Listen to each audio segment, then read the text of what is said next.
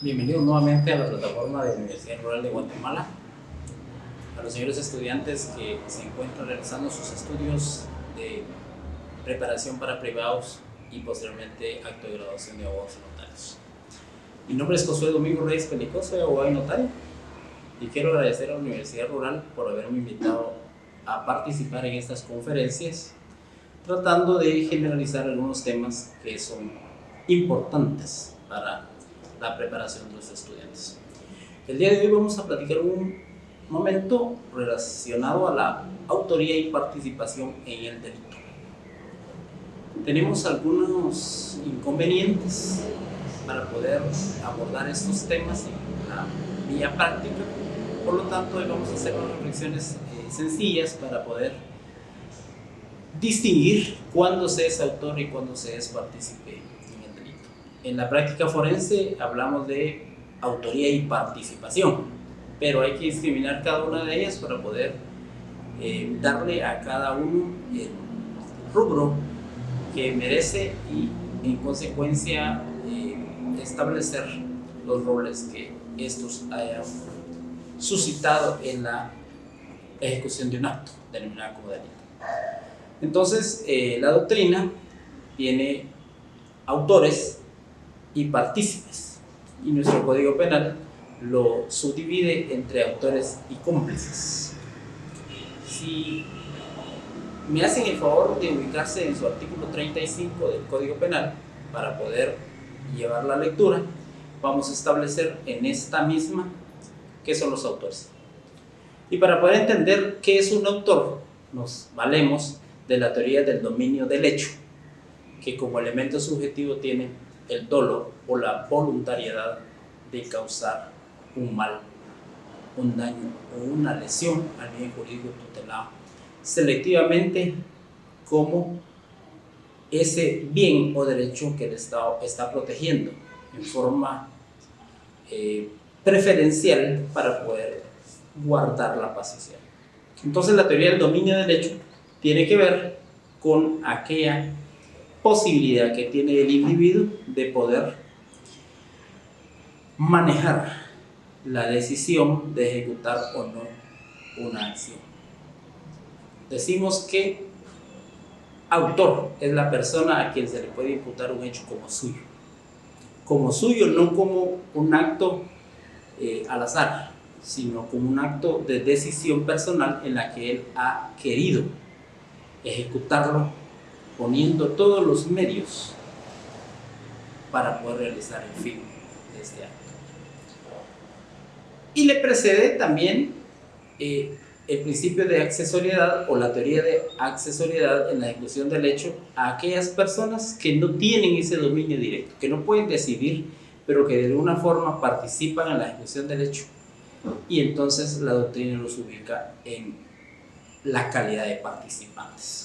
Entonces, para poder distinguir o discriminar cuándo es autor, cuándo es partícipe del delito, nos ubicamos en la teoría del dominio del hecho. Si esta persona que ejecutó el acto podía decidir realizarla o no, podía decidir el horario en que lo iba a realizar, el lugar en que lo iba a realizar, las herramientas que iba a utilizar para poder ejecutar el hecho, diremos que él es el autor. Si esta persona que ha ejecutado un acto propio del delito, pero que no tenía la decisión, ni horario, ni lugar, ni la selección de la víctima, ni de las herramientas que va a utilizar, el objeto del delito que va a causar el mal, el vehículo con que va a transportarse y escapar. Si él no tenía este dominio, diremos que es accesorio al dominio del hecho y en consecuencia se ubica en calidad de participante. Entonces, para poder entender este tema y poder usted llevarlo a su código penal, diremos que los autores que regula el artículo 35 son exclusivamente los que deciden esta ejecución del hecho, y que los participantes en el código penal usted los va a encontrar como cómplices. El autor, como dijimos, es aquella persona que ejecuta directamente el hecho y que tiene que ver con el resultado de este hecho. Sin embargo, la doctrina nos ubica en tres formas de autoría. La siguiente forma es el autor mediático. El autor mediático está definido por la doctrina como aquella persona que planea la ejecución del hecho, pero se vale de otra persona, es decir, instrumentaliza a otra persona para la ejecución del hecho, convirtiéndose él en un autor indirecto, y la doctrina lo denomina como de autor mediático. Existen algunas tendencias que nos ubican respecto a lo mediático. Hay autores que sostienen que lo mediático tiene que ver con la instrumentalización de una persona, pero que ésta no decide si ejecuta o no el hecho o el acto antijurídico, sino tiene alguna causa de inimputabilidad, tiene alguna deficiencia volitiva que le imposibilita poder discernir entre el bien y el mal, y entonces simplemente es un instrumento robotizado para poder realizar la comisión de un delito. Existen otros autores que tienen algunas tendencias y que ubican al autor mediático como el autor intelectual, y que el autor directo o el autor que ejecuta el acto, por mucho que sea directo o personal, cumplen la voluntad de un tercero, es decir, de un autor tras el autor, pero que se denomina en el ámbito cotidiano como autor intelectual, y que estos autores sostienen que es el autor mediático. Existe una discrepancia en este momento respecto a la ubicuidad del autor mediático. Lo que sí es cierto en términos generales es que el autor mediático es aquella persona que está siendo instrumentalizada por un tercero para poder ejecutar un juicio penal. Y luego, otras formas de autoría serían la coautoría. Gunther Jaco, en su teoría de los roles, establece que es necesario que cuando la ejecución de un delito se realiza por dos o más personas, hay que establecer qué tipo de actividades o roles ha realizado cada una de ellas. Y entonces establecemos si estas conductas constituyen un solo delito o cada una de ellas debe analizarse como un delito autónomo. Si cada acto humano constituye un delito, por mucho que hayan participado, estaríamos en un concurso real de delito. Pero si, por ejemplo, estaríamos realizando un solo delito, pero distribuido en actividades específicas por cada una de ellas, diremos que hay un delito en su calidad de coautoría. El ejemplo clásico es del asalto a un banco.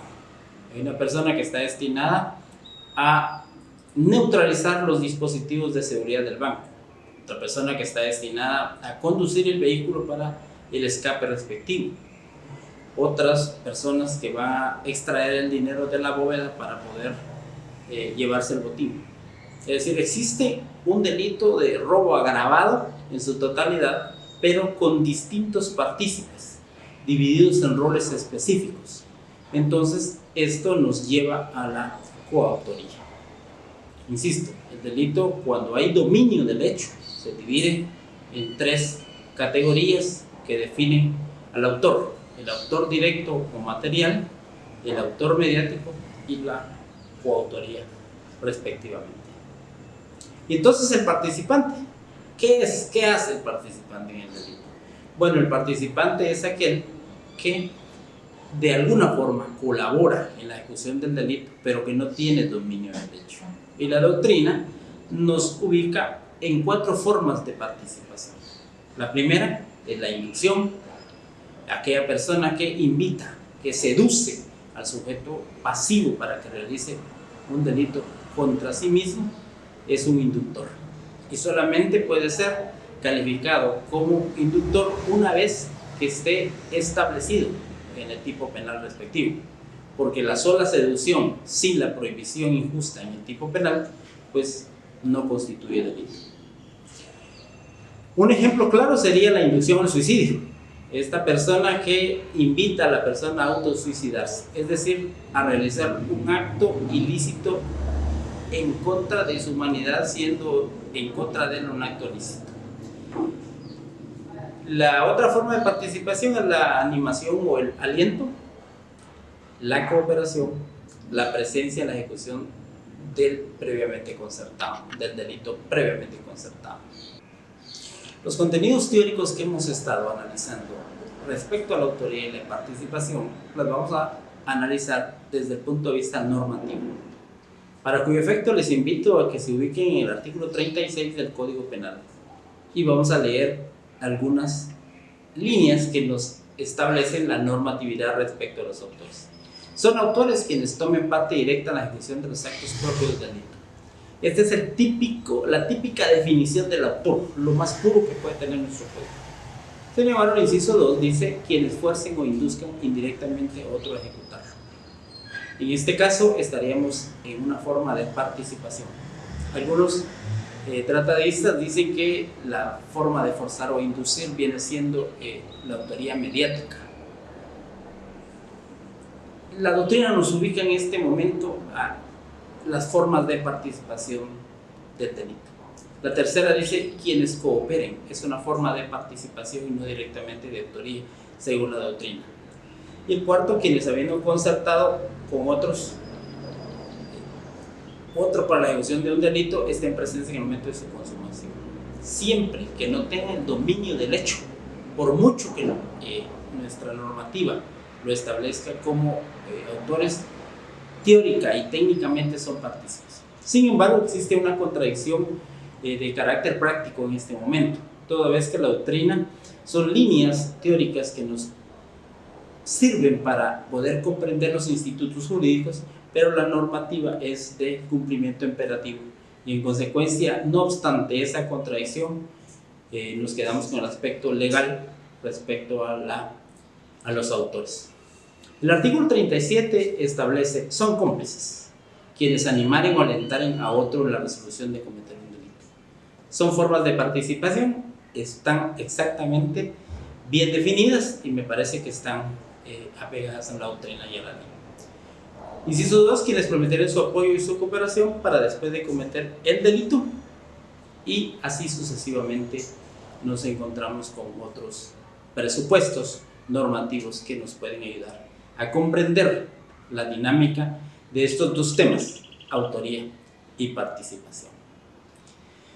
Me gustaría que respondieran a 6 preguntas para que vayan abundando en su contenido teórico y poder establecer un banco de contenidos que son útiles para poder definir estos conceptos. La primera, diferencia entre autoría y participación.